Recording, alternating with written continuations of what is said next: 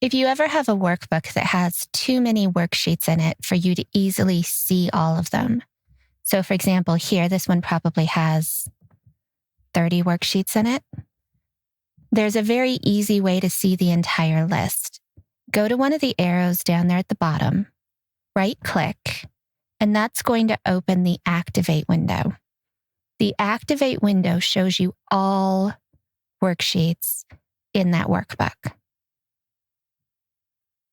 Then you can just scroll down, find the one you want, and click OK, and it's going to take you right to that worksheet.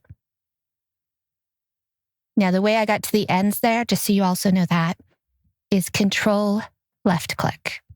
So Control left click on each arrow will take you to the ends. But for a really big workbook with a lot of worksheets, that right click, open the Activate window, is really the best way to navigate to a specific worksheet.